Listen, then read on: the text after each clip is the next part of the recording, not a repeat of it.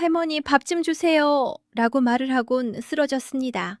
쓰러지면서도 동생을 놓지 않았습니다.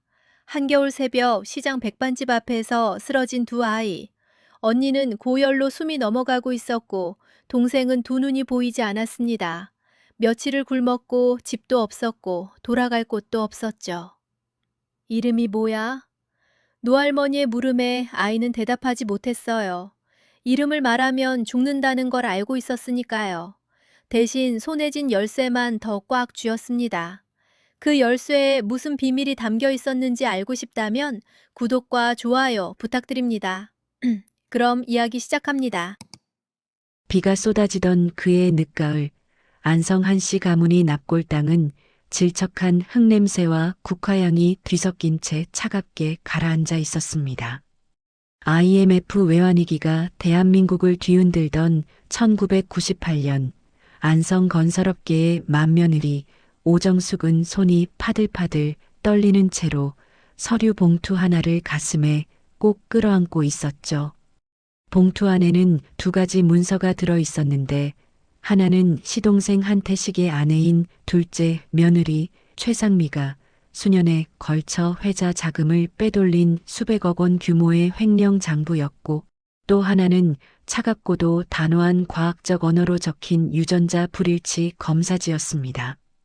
시아버지와 한태식 사이에 친자 관계가 없다는 것을 증명하는 그 문서는 단순한 종이 한 장이 아니었어요.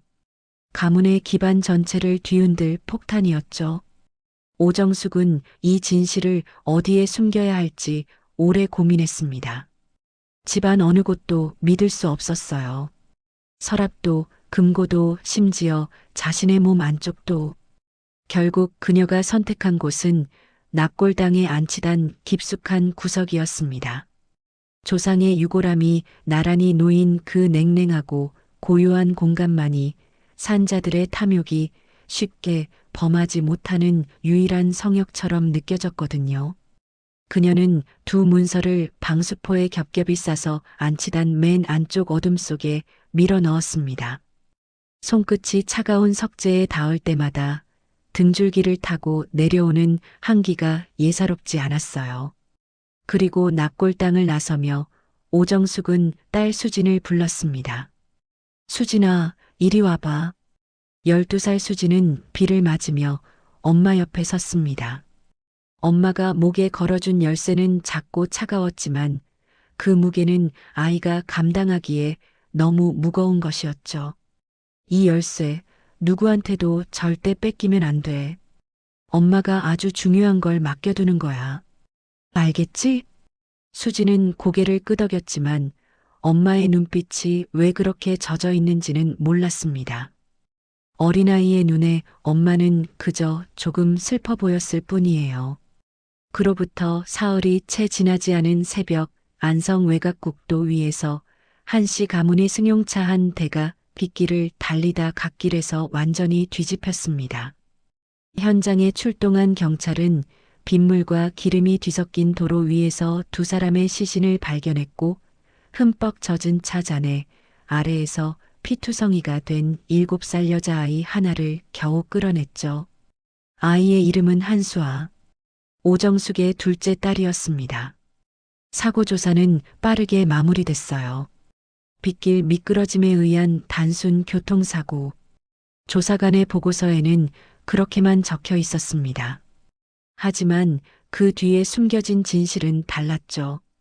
한태식이 오래 거래해온 흥신소에 전화 한 통이 오가고 나서 그 국도 위의 결말은 이미 정해져 있었던 겁니다. 사고가 아니라 살인이었어요. 수아는 목숨을 건졌지만 차 유리창이 산산조각 나며 튄 파편이 두 눈을 그어버렸습니다.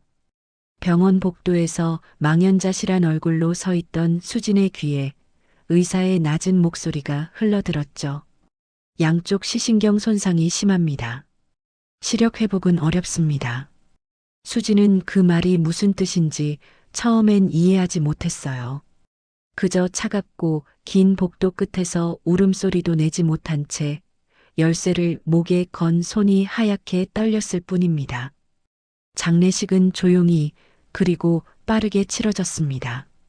한태식은 상주 자리에 서서 조문객들에게 고개를 숙였지만 그의 눈 속에는 슬픔이 없었어요. 형제 내외를 보내고 나서야 모든 것이 자신의 것이 될 수 있었으니까요. 유 원장은 이미 한태식의 손에서 새로 태어나 있었습니다. 공증 도장까지 찍힌 위조 유 원장에 따르면 안성건설의 모든 지분과 재산은 한태식에게 귀속되도록 되어 있었죠. 장례식이 끝난 그날 저녁 한태식은 조카들이 머물던 방문을 직접 열었습니다. 니들 짐 싸. 오늘 안으로. 수지는 눈이 감긴 수아의 손을 꼭 잡은 채 삼촌을 올려다봤습니다. 12살 아이가 맞서기에 한태식은 너무 크고 너무 차가웠어요. 엄마 아빠 장례식이 오늘인데 오늘 밤만이라도 니들 여기 있을 자격 없어. 빨리 나가. 빗소리가 집안까지 스며드는 그 밤 수지는 수아를 등에 업고 대문을 나섰습니다. 뒤를 돌아볼 새도 없었어요. 엄마 아빠의 냄새가 남아있는 집이 빗속으로 멀어져 갔고 등 뒤로 철컥 대문 잠기는 소리만 차갑게 울렸습니다. 수진의 등에 엎인 수아는 아무 말도 없었어요. 볼 수 없는 눈으로 오직 언니의 등이 따뜻하다는 것만 느끼고 있었을 겁니다. 그리고 수지는 걸었습니다. 목에 걸린 열쇠가 빗속에서 차갑게 흔들리는 것도 모른 채 발이 닿는 대로 그냥 걸었습니다. 안성 재래시장 골목 가장 구석진 쪽 리어카도 잘 들어오지 않는 좁다란 모퉁이에 두 아이가 쓰러져 있었습니다. 겨울 새벽 4시 시장 통로에는 입김만 뽀얗게 피어오르고 인적이 없었죠. 이미 며칠째 제대로 먹지 못하고 빗속을 헤맨 수진과 수아는 거의 숨이 꺼져가듯 그 자리에 쓰러져 있었어요. 수진의 이마는 달아올라 손을 대면 화끈거렸고 수아의 입술은 새파랗게 질려 있었습니다. 그 이른 새벽 장을 보러 나온 노인 두 사람이 그 자리를 지났습니다. 할매 백반을 30년째 운영해온 오달순 할머니와 그 남편 이봉만 할아버지였어요. 두 사람은 이 시장 사람들 사이에서 속을 좀처럼 드러내지 않는 조용하고 뚝심 있는 노부부로 통했죠. 특히 할아버지 이봉만은 시장 상권 이면에서 수십 년 쌓아온 인맥과 재력이 있었지만 겉으로는 그저 허름한 식당 주인처럼 살아가는 사람이었습니다. 오달순 할머니가 수진의 얼굴을 들여다보다가 낮게 혀를 찼어요. 영감, 이 아이 숨이 약해요. 얼른 업어요. 이봉만 할아버지는 두말 없이 수아를 등에 들쳐 업었습니다. 오달순 할머니는 수진을 부축해 일으켜 세웠고 두 사람은 시장 어귀에서 한참을 도라백반집 뒷문으로 들어왔습니다. 부뚜막에 불을 다시 지피고 국밥 2그릇을 끓여서 아이들 입에 조금씩 떠넣는 동안 노부부는 아무 말도 하지 않았어요. 그냥 먹여야 한다는 것만 알고 있었죠. 국밥을 반 그릇쯤 먹고 나서야 수진의 눈에 초점이 돌아왔습니다.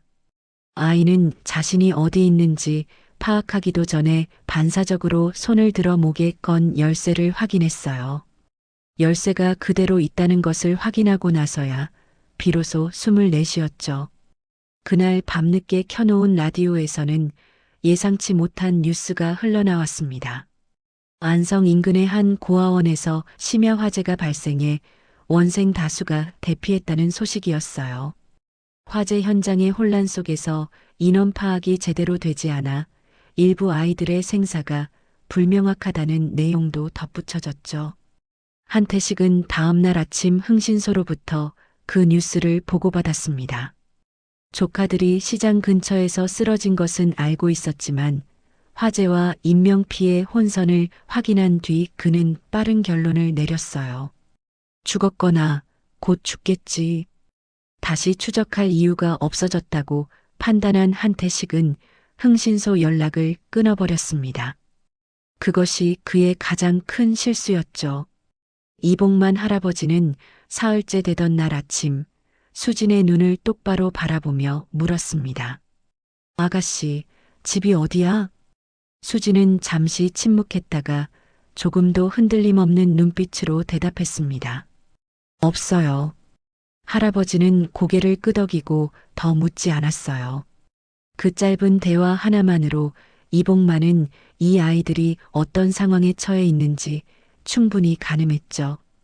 오달순 할머니와 단둘이 부뚜막 앞에서 낮은 목소리로 긴 상의를 나눈 뒤 노부부는 그들만의 결정을 내렸습니다.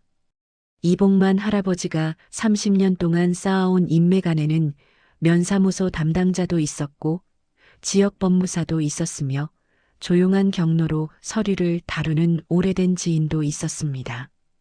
그는 그 모든 사람들을 조용히 그리고 꼼꼼하게 움직였어요. 며칠 뒤 수진과 수아는 세상 어디에서도 추적되지 않을 새 이름을 갖게 되었습니다. 가명이지만 완벽하게 실존하는 신분이었고 그 신분의 과거는 아무도 캘 수 없도록 깊이 묻혀 있었죠. 수아의 눈에 대해선 결국 어두운 소식이 돌아왔습니다. 앙과 전문의는 조심스럽지만 단호하게 말했어요. 각막 이식이 필요한데 지금 당장 맞는 기증자를 구하기가 어렵습니다. 기다리셔야 해요. 오달순 할머니는 진료실 문을 나서며 손수건으로 눈가를 꾹 눌렀습니다. 이복만 할아버지는 그 모습을 보면서도 아무 말을 하지 않았어요. 대신 귀가하는 길에 수진의 작은 손을 살며시 잡았을 뿐이죠. 그날 저녁 백반집 마당 평상에서 수진은 할머니 옆에 앉아 찌개 냄비에서 피어오르는 김을 멍하니 바라봤습니다. 엄마 냄새와 비슷한 된장 향이 코를 채울 때마다 눈물이 차올랐지만 수진은 꾹 참았어요. 대신 고개를 들어 할머니를 올려다보며 조용히 말했습니다. 할머니, 저 여기서 살아도 될까요? 오달순 할머니는 대답 대신 수진의 머리를 한번 쓰다듬었습니다. 그 손길이 수진이 오랫동안 그리워한 엄마 손과 너무 닮아 있었죠. 15해가 흘렀습니다. 2013년 안성시장 할매 백반은 더 이상 그저 구석진 국밥집이 아니었어요. 이른 아침부터 줄이 늘어서는 이 집의 명성은 지역 블로그와 입소문을 타고 안성 바깥까지 퍼져나가 있었고 주말 점심이면 빈자리 하나 없이 꽉 들어찼죠. 그 중심에는 27살이 된 수진이 있었습니다. 본명을 버리고 가명으로 살아온 15년이었지만 손맛만큼은 어머니 오정숙에게서 고스란히 물려받은 것이었어요. 된장찌개 하나, 나물 한 접시에도 수진의 손길이 닿으면 달라졌습니다. 오달순 할머니가 수십 년 다듬어온 레시피 위에 수진의 감각이 더해지면서 할매 백반은 누군가의 어머니 밥상을 떠올리게 하는 집이 됐죠. 손님들은 대부분 그냥 맛있다고만 했지만 사실 그들이 먹고 있는 건 음식이 아니라 그리움이었습니다. 그런데 그 봄 시장 분위기가 묘하게 달라졌어요. 상인들 사이에서 낮은 목소리로 재개발이라는 단어가 오가기 시작했습니다. 안성시장 일대를 밀어버리고 대규모 주상복합단지를 짓겠다는 소문이었는데 그것이 소문에 그치지 않는다는 걸 모두가 직감하고 있었죠. 사업자가 공식 발표된 것은 그로부터 2달 뒤였습니다. 시행사로 선정된 건설사의 이름이 현수막에 크게 걸렸어요. 태식건설. 그 이름 석자를 본 수진의 손이 멈췄습니다. 마침 감자를 깎고 있던 참이었는데 칼을 쥔 손이 굳어버리듯 움직임을 잃었죠. 한태식? 수진이 12살 때 대문을 걸어 잠근 그 사람. 부모를 죽이고 회사를 가로챈 그 사람이 15년 사이에 안성 최대의 건설사 회장이 되어 있었습니다. 시장 공지문에는 태식건설 시행, 30년 지역 발전의 새 장을 연다는 문구가 마치 선언처럼 적혀 있었어요. 수지는 칼을 도마 위에 내려놓고 뒤뜰로 나갔습니다. 거기서 잠시 하늘을 올려다보다가 손에 쥔 것이 아무것도 없다는 걸 깨닫고 나서야 목에 걸린 열쇠를 만졌죠.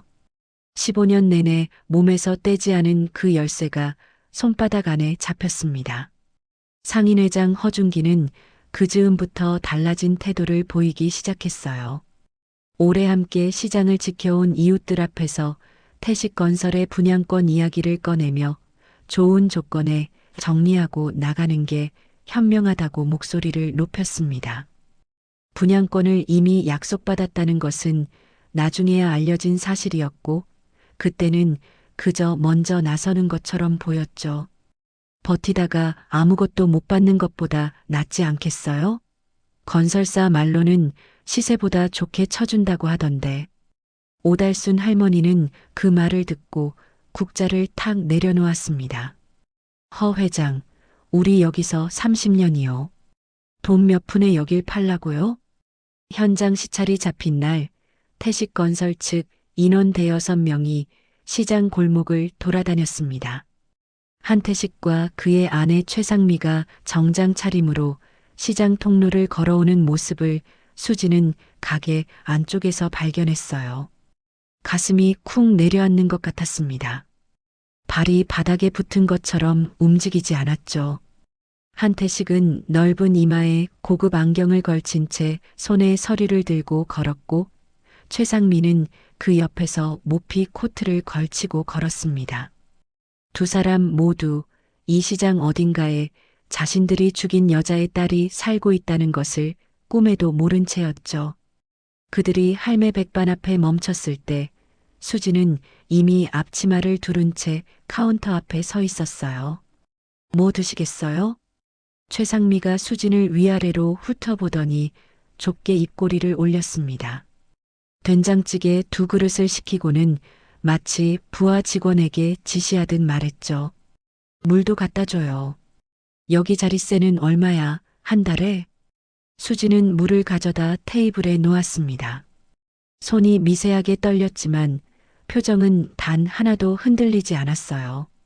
최상미의 컵에 물이 차오르는 동안 수진의 눈 속에서는 그것과 반대 방향으로 무언가가 단단하게 굳어가고 있었습니다.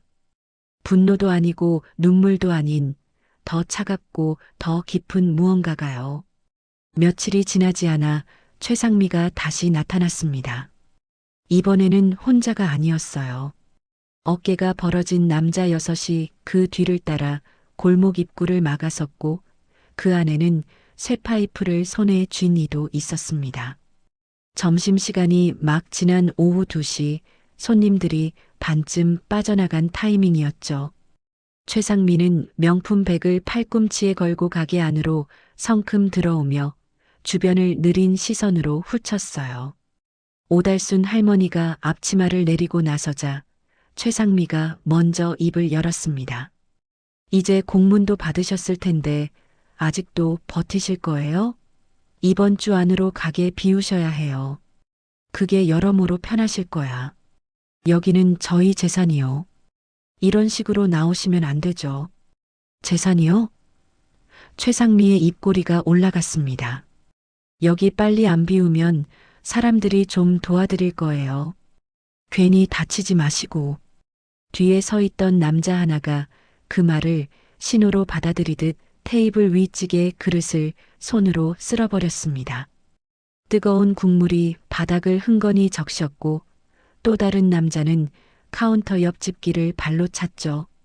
가게 안이 순식간에 뒤집혀가는 사이 마침 주방에서 나오던 수아가 소리를 듣고 걸음을 멈췄습니다. 언니 무슨 소리야? 수아는 시각이 없었기 때문에 소란의 방향을 정확히 알지 못했어요. 한 발짝을 내딛던 그 순간 용역 남자 하나가 뒤로 물러서다 부뚜막 위찌개 솥을 팔꿈치로 쳐버렸습니다. 뚜껑이 먼저 바닥에 떨어지며 굉음이 났고 끓고 있던 된장찌개가 솥에서 넘쳐 흘렀죠. 수아가 그 앞에 서 있었어요.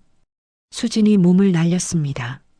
수아의 팔을 잡아채어 뒤로 끌어당기면서 자신의 발목에 끓는 국물 일부가 튀었지만 그런 건 느낄 새도 없었죠. 두 사람이 바닥에 엉켜 앉았고 수아는 놀란 나머지 숨을 잘게 몰아쉬었습니다. 주방 바닥엔 된장 냄새와 함께 뜨거운 김이 퍼져나갔어요. 그걸 본 최상미가 수진 쪽으로 걸어오더니 돈 봉투 하나를 테이블 위에 탁 내던졌습니다. 이거 들고 나가요. 근본 없는 것들이 알박기 한다고 소문 안 나려면. 수진은 그 봉투를 바라봤습니다. 눈을 올려 최상미를 보다가 다시 봉투를 내려다봤죠. 주먹이 서서히 쥐어졌어요. 수진이 입을 열려던 찰나 최상미가 한마디를 더 얹었습니다. 무심하게 마치 그냥 떠오른 말을 내뱉듯이요. 독한 게 꼭 제 어미 닮았네. 그 말이 공기를 가르며 수진의 귀로 들어오는 순간 가게 안의 소음이 전부 사라지는 것 같았습니다. 최상미는 자신이 방금 무슨 말을 했는지도 몰랐겠죠. 그저 지나가는 독설이었을 테니까요. 하지만 그 6글자는 수진의 어딘가에 심어진 15년 된 뇌관에 불씨를 댄 것이었습니다. 수진은 더 대꾸하지 않았어요. 봉투를 들어 최상미에게 되돌려주지도 않았습니다.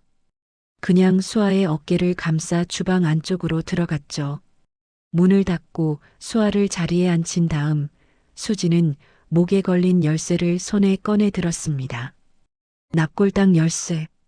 15년 동안 한 번도 풀지 않았던 그것을 수진은 그날 처음으로 목에서 벗겨냈어요. 그날 저녁 노부부 앞에서 수진은 오래 말하지 않았습니다. 그냥 그 열쇠를 테이블 위에 올려놓고 나직이 말했죠. 할아버지, 할머니, 저 이제 제 이름 찾으려고요. 부모님한테 진 빚도 갚아야 할 것 같아요. 이봉만 할아버지는 열쇠를 내려다보다가 고개를 들어 수진의 눈을 바라봤습니다. 그 눈 안에서 무엇을 읽었는지 할아버지는 아무것도 말하지 않았어요. 대신 천천히 고개를 끄덕였습니다. 납골당 문을 연 건 흐리고 바람이 차가운 이른 아침이었어요. 이봉만 할아버지가 동행했고 수진이 열쇠를 안치단에 꽂았을 때 자물쇠는 15년 만에 소리 없이 열렸습니다. 녹이 슬었을 거라고 생각했지만 열쇠는 정확히 맞아떨어졌어요. 마치 어머니가 이날을 위해 특별히 맞춰둔 것처럼.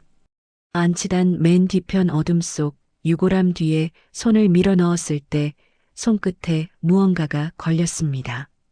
방수포에 겹겹이 쌓인 서류들이었어요. 15년의 습기에도 내용은 온전했습니다. 수지는 그것을 꺼내 빛 아래에 펼쳤죠. 어머니가 남긴 2가지 증거, 횡령 장부와 유전자 검사지가 거기 있었습니다. 손이 떨렸지만 수지는 문서를 꼭 쥐었어요. 엄마, 15년 동안 잘 있었네요. 이봉만 할아버지의 연락을 받고 움직인 법률팀은 빠르게 장부를 분석했습니다. 1998년 당시의 비자금 흐름을 추적하면서 실제 사고 현장에 투입된 인물을 역으로 좁혀나갔죠. 오래된 흥신소 기록, 폐업한 업체 관련자들의 연락처를 하나씩 짚어가던 중에 수원역 근처 노숙인 쉼터에서 한 남자를 찾아냈어요. 당시 흥신소 실행책이었던 장봉수, 지금은 알코올 의존과 기억 손상 사이 어딘가에서 살아가고 있었습니다. 접촉에는 시간이 걸렸어요. 법률팀 직원이 며칠을 쉼터 인근에서 얼굴을 익히고 국밥을 함께 먹으면서 신뢰를 쌓았죠. 장봉수는 처음엔 말이 없었습니다. 눈빛이 어딘가 허물어져 있는 사람이었어요. 하지만 1998년 안성국도라는 말이 나왔을 때 그의 손이 밥그릇을 잡은 채 멈췄습니다. 그거, 나는 그냥 심부름만 했어요. 시키는 대로 한 거라고. 목소리가 낮고 잘게 떨렸어요. 알아요. 그러니까 지금이라도 말해주세요. 녹취는 그날 저녁에 확보됐습니다. 장봉수의 목소리로 한태식이 직접 지시했다는 사실이 담겨 있었어요. 법률팀으로부터 연락이 온 것은 녹취 확보 이틀 뒤였어요. 담당 변호사 문지화는 목소리가 가라앉아 있었습니다. 수진 씨, 살인죄 공소시효가요. 한 달도 안 남았어요. 수진은 전화기를 든 채 잠시 말을 잃었습니다. 15년이 지나도록 법적 시효를 미처 계산하지 못했던 건 아니었어요. 하지만 숫자로 명확하게 들으니 등이 서늘했죠. 한 달. 그 안에 모든 것을 터뜨려야 했습니다. 준비는 빠르게 굴러가기 시작했어요. 변호사 문지화는 친생자 관계 존부 확인 소송을 위한 서류를 정리했고, 이봉만 할아버지는 오래된 인맥을 통해 방송국 PD 한 명을 연결해줬습니다. 지역 방송 다큐팀에서 독립한 뒤 유튜브 저널리즘을 하는 임규아였는데, 그는 태식건설 창립 30주년 기념식장의 내부 구조와 대형 스크린 시스템에 관한 정보를 며칠 만에 입수해 왔죠. 기념식은 정재계 인사들이 모이는 자리였어요. 그 자리에서 수지는 단 한 번의 공개 폭로로 모든 것을 끝낼 생각이었습니다. 그날 밤 수지는 테이블 위에 증거 서류들을 펼쳐놓고 오래도록 앉아 있었어요. 카운트다운이 시작되고 있었습니다. 태식건설 창립 30주년 기념식장은 안성 외곽의 대형 컨벤션홀이었습니다. 무대 양쪽으로 거대한 스크린이 설치되어 있었고, 초청장을 받은 지역 기업인들과 정치인들이 자리를 채워가고 있었죠. 한태식은 단상 위에서 귀빈들과 악수를 나누며 여유로운 웃음을 지었습니다. 30년을 일궈온 제국의 주인다운 표정이었어요. 임규화 PD는 전날 밤 기술 인력 한 명과 함께 행사장 서버에 접근해 스크린 출력 시스템을 원격으로 제어할 수 있는 경로를 확보해 두었습니다. 수지는 그 사실을 확인받은 뒤 아무에게도 말하지 않고 혼자 세면대 앞에 서서 오랫동안 자신의 얼굴을 들여다봤어요. 오늘 이후로 모든 것이 달라진다는 것을 알고 있었죠. 취임사가 시작됐습니다. 한태식이 마이크를 잡고 지역사회 기여와 30년의 소신 경영을 이야기하는 동안 수지는 홀 뒤편에서 천천히 앞으로 걸어가고 있었습니다. 안내 직원이 한 명 막아섰지만 수지는 멈추지 않았어요. 그 직원의 팔을 부드럽게 옆으로 밀고 계단을 올라 단상으로 향했습니다. 한태식이 눈치챘을 때는 수진이 이미 마이크 앞에 서 있었습니다. 장내가 술렁였어요. 수진은 마이크를 잡고 한 번 숨을 들이켰습니다. 그리고 말했죠. 저 한수진입니다. 한태식 회장님 조카요. 죽은 줄 아셨죠? 홀 안이 쥐 죽은 듯 고요해졌어요. 한태식의 얼굴에서 혈색이 빠져나가는 게 단상 아래에서도 보일 정도였습니다. 그 순간 양쪽 스크린이 바뀌었습니다. 임규화 PD의 신호가 떨어진 것이었죠. 화면에는 두 개의 영상이 교차로 나타났어요. 하나는 유전자 검사지와 횡령 장부의 원본 이미지였고, 또 하나는 장봉수의 자백 녹취 영상이었습니다. 노숙인 쉼터의 낡은 탁자 앞에서 장봉수가 낮고 떨리는 목소리로 말하는 장면이 컨벤션홀 천장까지 크게 울렸어요. 한태식 씨가 직접 전화했어요. 사고처럼 만들라고. 돈은 나중에 준다고. 장내에서 술렁임이 터졌습니다. 몇몇 귀빈들이 자리에서 일어났고 기자들이 카메라를 들기 시작했죠. 최상민은 자리에서 벌떡 일어나 단상을 향해 소리쳤어요. 저거 다 조작이야. 저 여자 미친 거 아니야? 한태식은 그 순간 최상미를 향해 돌아섰습니다. 눈이 빨개져 있었어요. 지금 뭐 하는 거야? 당신이 먼저 시켰잖아. 뭐? 당신이 결정한 거잖아, 다. 두 사람은 단상 아래에서 서로의 팔을 잡아채며 고함을 질렀습니다.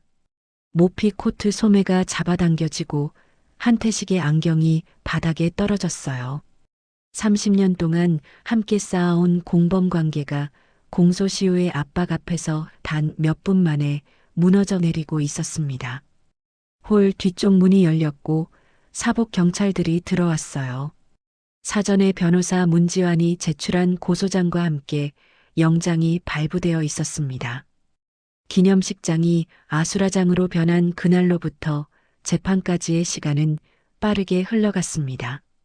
법원에서는 장봉수의 자백 녹취와 횡령 장부 원본, 유전자 검사지를 모두 증거로 채택했어요. 한태식 측 변호인단이 서류 위조 가능성을 제기했지만 국립과학수사연구원의 감정 결과는 문서 원본성을 확인해줬죠. 공소시효는 기소 접수일로부터 정지됐고 살인 교사 혐의는 적법하게 성립됐습니다. 재판이 진행되는 동안 최상민은 계속해서 한태식에게 책임을 돌렸어요. 한태식은 그럴수록 법정 진술을 번복하고 최상미를 거명했습니다. 오랫동안 유지해온 부부의 결속이 법정 안에서 낱낱이 해체되는 모습은 방청석 기자들의 카메라에 그대로 담겼죠. 두 사람 모두에게 살인 교사 공모 혐의가 인정됐고 재판부는 무기징역을 선고했습니다. 판결 당일 저녁 뉴스는 태식건설의 부도 소식도 함께 전했어요. 회장이 구속되고 재정 구조가 드러나면서 투자자들이 일제히 빠져나갔고 한때 안성 최대였던 건설사는 법원 관리 절차에 들어갔습니다. 상인들을 압박하던 재개발 사업은 법원 결정으로 전면 중단됐어요. 상인회장 허준기는 그 결과를 가장 무겁게 맞은 사람 중 하나였습니다. 태식건설로부터 약속받은 분양권은 종이 위의 약속으로 끝났고 담보로 넣었던 상가는 경매에 넘어갔어요. 가족들은 하나씩 허준기 곁을 떠났고 시장 상인들도 그에게 등을 돌렸습니다. 30년 시장 인맥이 하루아침에 끊어진 것이었죠. 수지는 판결문이 확정된 다음 날 혼자 부모님 묘소를 찾아갔어요. 국화 두 다발을 들고 올라간 그 오르막길은 생각보다 짧았지만 수진의 발걸음은 몇 번이나 멈췄습니다. 비석 앞에 꽃을 놓고 무릎을 꿇었을 때 15년 동안 참아온 것들이 한꺼번에 올라왔어요. 소리도 없이 눈물이 흘렀습니다. 어깨가 들썩이고 손이 잔디를 쥐었다 폈다 했지만 수지는 한참 동안 아무 말도 하지 못했죠. 그냥 오래 거기 있었습니다. 그리고 집으로 돌아오는 길에 전화가 왔어요. 수진 씨, 수아 씨 각막 기증자가 나타났습니다. 수지는 잠시 걸음을 멈췄습니다. 발 아래 길이 어떻게 생겼는지도 보이지 않게 눈물이 다시 차올랐고 이번엔 웃으면서 울었어요. 병원 복도에서 수지는 수아의 손을 잡았습니다. 수술복을 입은 수아가 수진의 손을 꼭 쥐며 물었어요. 무서워? 나는 안 무서워. 수아 너는? 수아가 잠깐 웃었습니다. 나도 안 무서워. 언니 손잡고 있잖아. 수술실 문이 닫히는 것을 수지는 오래 바라봤습니다. 눈 깜빡이는 것도 잊어버린 것처럼요. 2026년 봄 안성시장은 달라져 있었습니다. 철거될 뻔했던 골목 위로 아케이드 지붕이 올라갔고 빗물도 햇빛도 적당하게 들어오는 그 통로를 따라 상인들이 다시 가게 문을 열었어요. 현대화 전통시장이라는 현판이 붙었지만 된장찌개 냄새와 어묵 국물 냄새는 여전했죠. 변한 건 지붕과 바닥 타일뿐이었고 사람들의 온기는 그대로였습니다. 할매 백반은 그 시장 한 귀퉁이에서 3대째 이어오는 노포로 유명세를 탔어요. 오달순 할머니의 레시피, 수진의 손맛, 그리고 그 집이 버텨온 이야기가 알려지면서 방송에 2번 소개됐고 대기번호를 뽑아야 들어갈 수 있는 집이 됐죠. 수진은 그 사이 되찾은 재산 일부로 안성 지역 학생들을 위한 장학재단을 세웠어요. 거창한 이름은 붙이지 않았습니다. 그냥 오정숙 장학회. 엄마 이름으로 만들었죠. 카운터 앞에 선수아는 이제 손님들 얼굴을 보면서 맞이했습니다. 각막 이식 수술 이후 조금씩 열린 시야가 일상의 자리를 잡기까지 2년이 걸렸고 수아는 그 2년 동안 할머니에게 가게 일을 배웠어요. 지금은 예약을 관리하고 홀을 챙기는 지배인이 되어 씩씩하고 밝은 얼굴로 손님들 앞에 서 있었죠. 어서 오세요. 오늘은 제육볶음이랑 청국장 나왔어요. 손님들이 그 목소리에 웃음으로 답하는 것을 수지는 주방 너머에서 귀로 들으며 혼자 웃었습니다. 어느 저녁 영업이 끝날 무렵 뒷문 쪽에서 인기척이 났습니다. 수진이 나가보니 낡은 외투에 쪼그라든 몸의 남자 하나가 벽에 기대어 서 있었어요. 허준기 전 상인회장이었습니다. 살이 빠지고 눈이 푹 꺼진 얼굴로 수진을 알아보자마자 시선을 피했죠. 수진은 그를 한동안 바라봤습니다. 할 말이 있는 것도 뭔가를 따지고 싶은 것도 아니었어요. 그냥 바라봤죠. 그리고 주방으로 들어가 밥 한 공기에 찌개를 담아서 내왔습니다. 드시고 가세요. 허준기가 그릇을 받아들더니 손이 떨렸습니다.